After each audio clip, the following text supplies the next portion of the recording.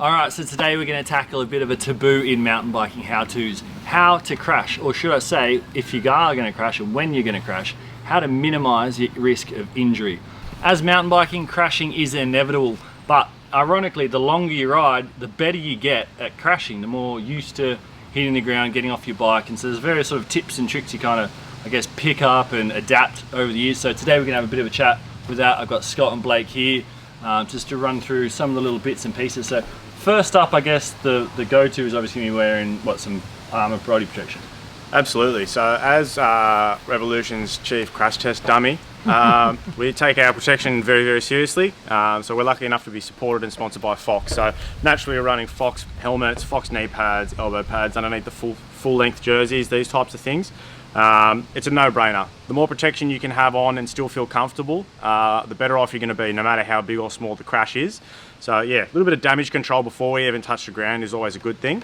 Yeah, as Blake said, like prevention definitely is better than the cure. You know, if you're running good pants, good jersey, good pads, good shoes, good gloves, good helmet, good eye protection, you've got a nice, not only are you going to be comfortable out there when you're riding, but when you do have one of those offs, which is an unfortunate part of mountain bike riding, then all that kit you're wearing is definitely going to be a lot better at sort of minimising that impact as well.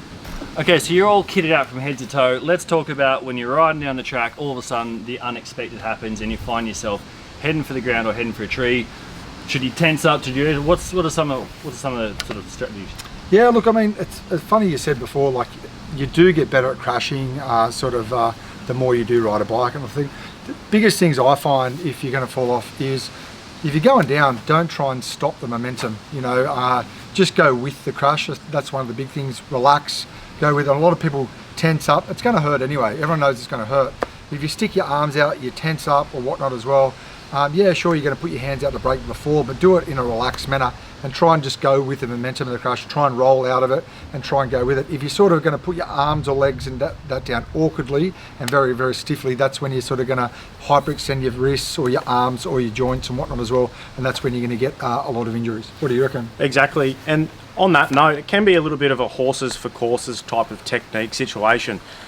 You got to sort of learn to know when to try and ride it out. Because, you know, just because you feel like something might be going wrong, it may not necessarily end up in a crash. But often, if you do try to ride something out and it goes wrong, it's going to go wrong much, much worse than if you had sort of tried to lay off the bike here or there, maybe 10, 15 metres up the trail without picking up more speed. I've been guilty of that several times myself, and they're some of the worst crashes that you can have when you sort of give yourself a bit of a false hope, thinking, okay, yeah, I'm going to ride this out, but it ends up being much worse than it may have been.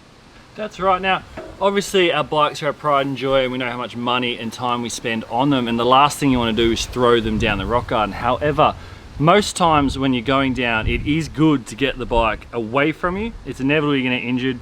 Obviously you don't want to hurt the bike, but not having the bike as another obstacle when you're trying to navigate the ground and the uneven objects, it's always good to try and maybe push it to one side. Then you're focusing on, all right, what have I got here? How am I going to rub off as much speed as possible? One of the most common crashes is going to go over the bars. Now, if you're going over the bars, inevitably you're going to put your hands out, and you're definitely going to do that. You're going to protect your teeth, dentals, all that sort of stuff. The last thing you want to do is go fully rigid, hit the ground with your arms not bent at all.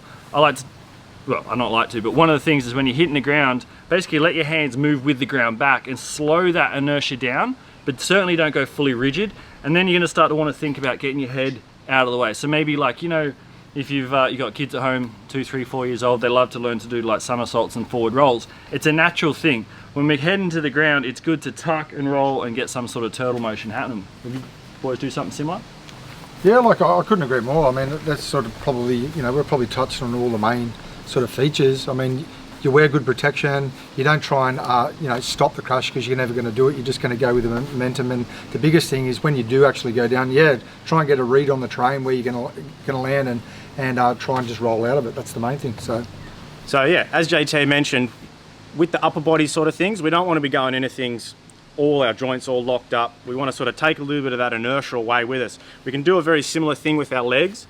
We can actually sort of, if we're coming in straight-legged, we can sort of end up in a bit of a squat, a bit of a tumble like we were saying before. And another good point on that note is that you know, depending on what level you're riding or racing at, you know, a lot of people like to think, you know, doing a little bit of fitness training, a little bit of gym work to try and get fitter and stronger.